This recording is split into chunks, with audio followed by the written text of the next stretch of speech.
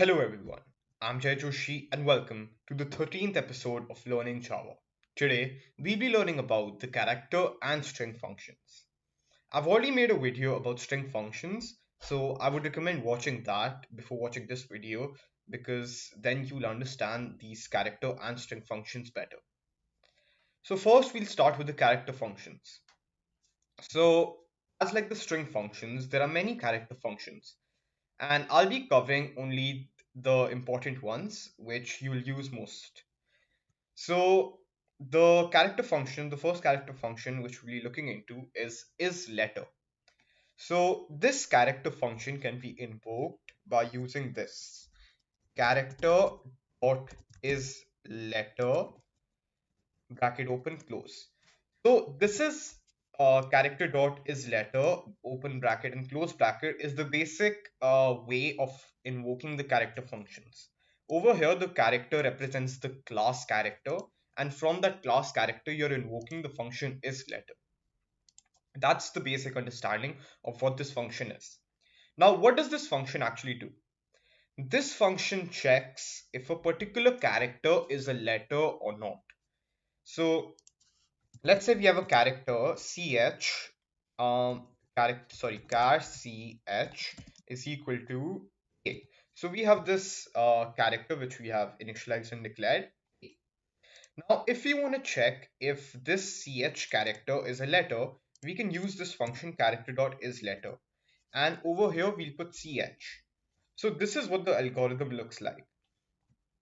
Character dot is letter ch. So it's basically checking if the character, which comes always in these parentheses, is a letter or not. And then let's say we want to print true if it is, we want to print yes, it is a letter, or no, if it's not a letter. So it'll be something like this. We need to put this in a if and else statement. So if character dot is letter ch is equal to true, um, and if it's equal to true, then we will print system dot out dot print ln. Yes, it is a character. Otherwise, we'll print no. So if the particular character which we have is a letter, and if it's true, so basically if this function returns true, which means that it is a letter, then it's going to print yes, otherwise it'll print else. And a quick note over here is that I haven't put these curly brackets. It's because you only put the curly brackets if there's like more than one line. You can put it over here, but it's not that necessary, so it helps making the code more compact. So if it's only one line, I'll only include that one line of the if statement. This also works for the for statement. So let's execute this code. The output should be yes, which it is, because A is a letter. And if we like put this as like phi, then it should input output should be no. That's right. So this is the is letter character class. Now this is to check if the character is a letter. And there's also a function to check if it's a digit. So for checking if it's a digit, it's very easy. It's similar. It's character dot is digit and the character in the parenthesis. So in this case, if the character is a digit, it'll return true. And if we check if it's true, it'll output yes. Otherwise, it'll output no. So in this case, it should output yes because our character is a digit. And if we change this into a letter, let's say C, then it should output no because this character dot is digit becomes false as it's not a character. It's not a digit. So it should output no. Now, the first character function which I showed is letter is used to check if it's a letter. Is digit is used to show if it's a digit. But what if it's neither a digit nor a letter? So there's a function called if character dot is letter or digit. So this is the my bad. This is should be um this is like this. It's in capital. Yeah. So again, Java is case sensitive. You need to take care of the capital and smalls. So this function character dot is letter or digit checks if the particular character is a letter or a digit, not and or a digit. So in this case, it's C. The character we have is C. So it checks if the character is a letter or digit, and it is, so it returns yes. Now let's say our character is like an arithmetic symbol or any other symbol, let's say a slash. And the output should be false because it's neither a digit nor a letter. So this is how this works. Now let's say, and also this letter or digit includes a blank space as well. So this is like a blank space over here, and it should output no because it's neither a letter nor a digit. Let's say we want to check explicitly if it's a space. So this space in Java, which we put in a character or a string, is called a white space. So we can invoke if we want to check if the particular character is a space or not, we can use the character is white space. So SP is white space, and this should be small. So, so is white space. This should, oh my bad, typo. So this function should be, now it should be small. Okay, all right. So this is the is white space function, checks if it's a character or if it's a space, if the particular character is a space or not. And we call this a white space, hence the name white space. So if we check the output, it's yes, because our particular character is a white space. So character dot is white space and the particular character in the parenthesis. Now, if we want to convert, so that's it for the Boolean expressions related to the character function. Now, let's say we want to convert a character from lowercase to uppercase. In strings, we did this by, let's say we have a string str dot to uppercase. This is what we did in strings. Str, if it's a string, dot to uppercase. In character, it's similar. So it's character because we are invoking the functions from the character class dot to uppercase. And we over here in these parentheses is where we put the particular character. So let's say we have the character C, and if I put C, I mean not C, if I put the variable ch, and if I print this system dot out dot print ln character dot to uppercase. So what it's going to do, it's going to convert this particular character ch to uppercase, and the output should over here be capital C. Now if the letter is already capital, it won't do anything, or if it's a symbol also, it won't do anything. Now just like uppercase, there's also lowercase, so dot to lowercase, and this, let's say it's capital C, it should return small c, which it does. So this is the two uppercase and two lowercase character function, and please note of the capitalization because Java is case sensitive. So that's it for the character functions. Now I made a video about string functions, and I didn't cover one function, which was the compareTo function, and I'll be covering that now. So what is the compareTo function? I mentioned in my previous video that if we want to compare two strings, if they're equal or not, we use the dot equals function to do that. So let's say we have a string str is equal to string s1, we'll take it as, is equal to hello, and we take another string s2 and this as help. And if you want to compare these strings are equal or not, we do something like this. If s1 dot equals s2, and then we do system dot out dot print dot print ln yes, which means they are equal. Otherwise, we just print no. So this is what the basic code will look like if we use the dot equals. So since these strings are not equal, it's just gonna print out no because they aren't equal. And let's say these strings are equal, then it's gonna print out yes because that's how the code works, because the equals function. And if we, let's say if I convert this h to capital, it's gonna say no, they're not equal because Java is case sensitive. But we can even use the equals ignore case. I'll just show that. I ignore case, and this will ignore the case, and hence these both the hellos will be equal. So this is how you compare two strings. I mentioned this in my previous video as well. Then what is the compare to function?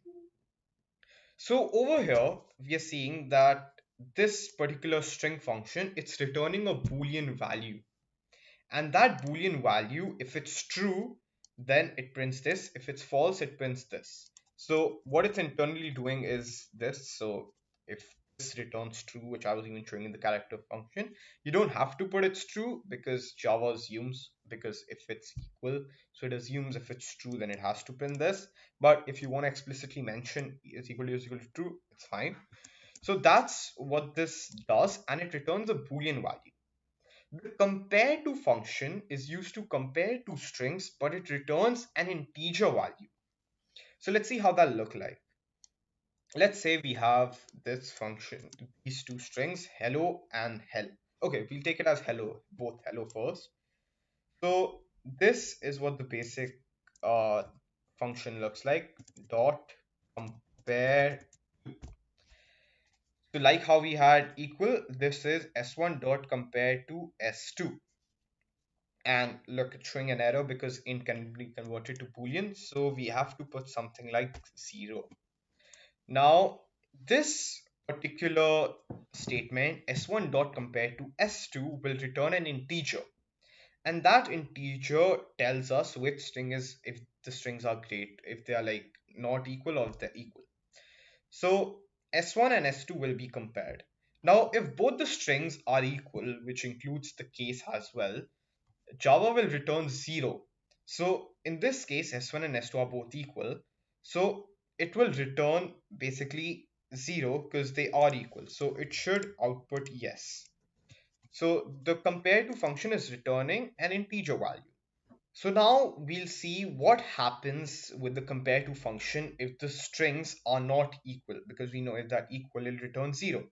So I've put up this example, S1 and S2. So S1 is A, B, C, D, E, and S2 is A, B. And what will happen if we compare both the strings? The output will be 3. Now, how is this output coming to 3? So let's see what Java does internally. First, we need to understand what actually compare to does, and then only we can understand how the output is coming. So Java internally does S1 minus S2. So since S1 is being compared to S2, it subtracts S2 from S1, which is S1 minus S2. Now, how does this work? You might remember I told in from my previous videos about the ASCII values of the letters and digits. For a quick recall, capital A ASCII value is 65, and for small a it's 97. So for small b it'll be 98, so it just goes on by one. For capital B it'll be 66, and so on. So Java over here will do, so S1 string is A, B, C, D, E, and S2 string is A, B. So you can see that this has phi, its length is phi, and the length of string 2 is 2. So this is phi and this is 2. So since the strings are unequal in size, obviously this string will be greater than this string according to the length. So before comparing the ASCII values, it'll compare the lengths. So since the lengths are unequal, it'll just subtract the length of S1 from S2 from S1. So we'll do S1 length of S1 minus length of S2. So length of S1 is 5 minus length of S2, which is 2. So the output will be 3.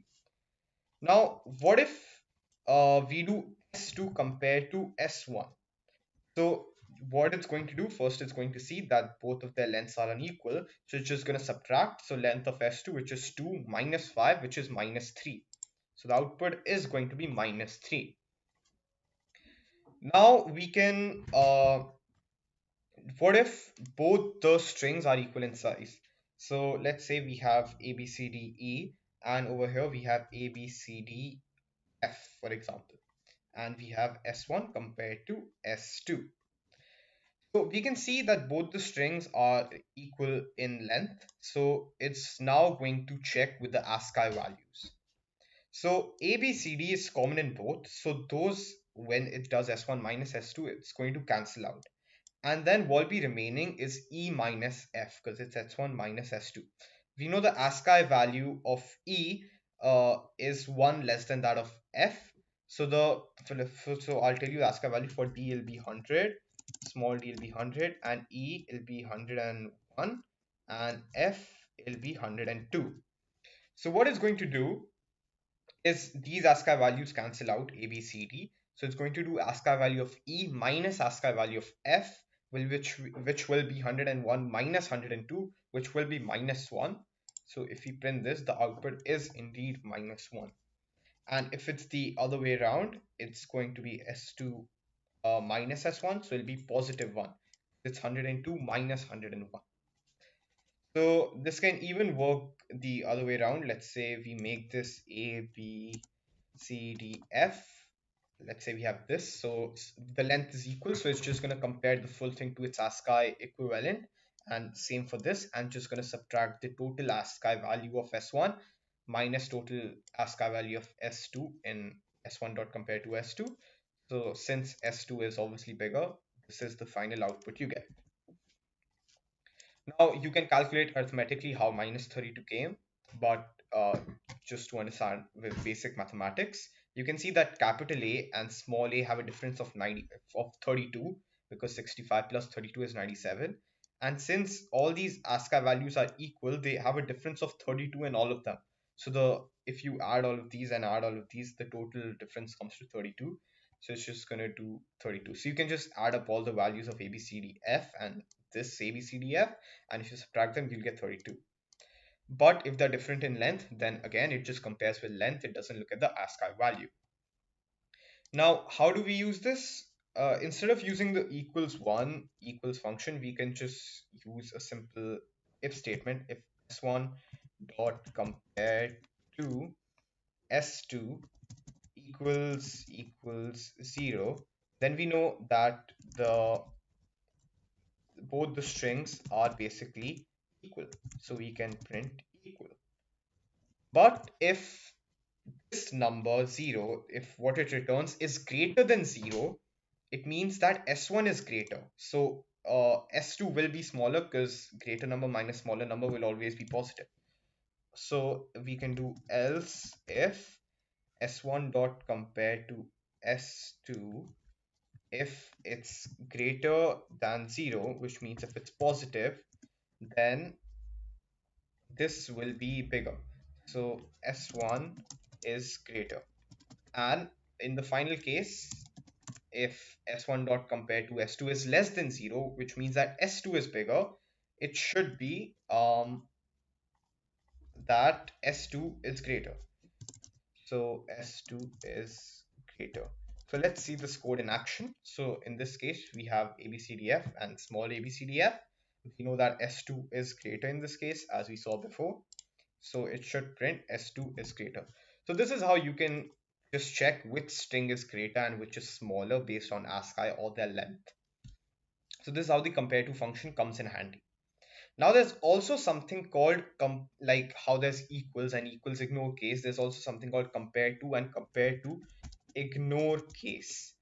So if we have these statements compare to ignore case, s1 dot compare to ignore case equals 0, it just checks both the strings in the same way, but it assumes both strings to be in the same case, so capital or small.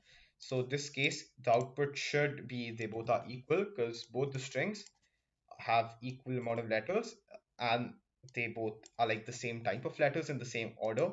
So it returns equal because it ignores the case.